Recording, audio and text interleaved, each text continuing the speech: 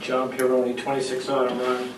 Good evening, and I hadn't planned to speak, but once again, from an article in the paper, I just felt I couldn't hold off. To me, there's obviously problems down at Legends Drive in the police department and the police council.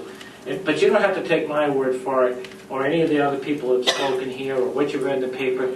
I think you yourselves have seen, and with your own eyes, some of the problems. You were at the deliberative session and saw some of the activities of the police commission at that meeting.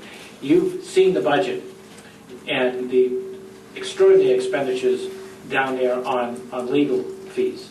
And you've seen the letters that you received from the police commission.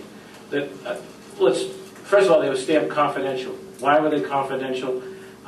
I don't know, should they? But if they were confidential communication from the police commission to the council, why was the chief stamping it? Why was he aware of this? If the citizens don't know about these items, why was the police chief? He's not a member of the police commission. So it can't be a private communication between them and you and be confidential if he stamped it. Next, the content of the documents.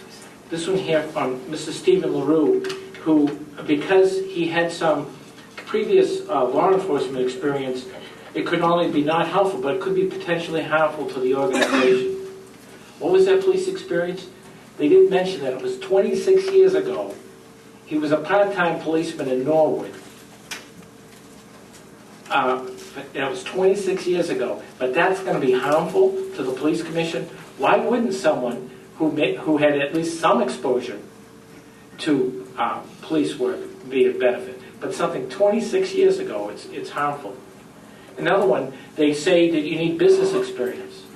Why? They're not running a business down there by the letter in the paper. It's a paramilitary organization. Again, why wouldn't you want someone? Businesses aren't paramilitary organizations.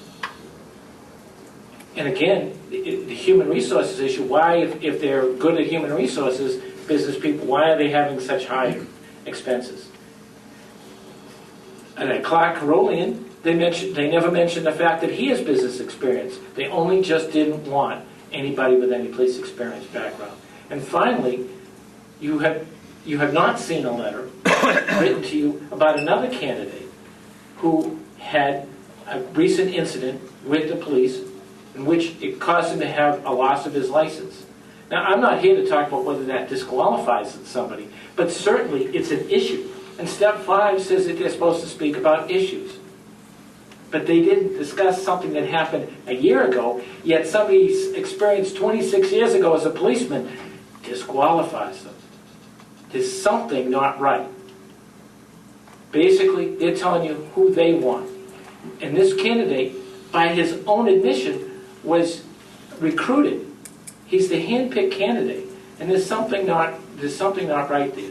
This council, if they select the chosen candidate of the police commission and the police chief, you take ownership of everything that has happened recently, is happening, and will happen in the near future. So I ask you to take this into account, the things that you have seen, and bring a fresh breath of air to the police commission and to the police department.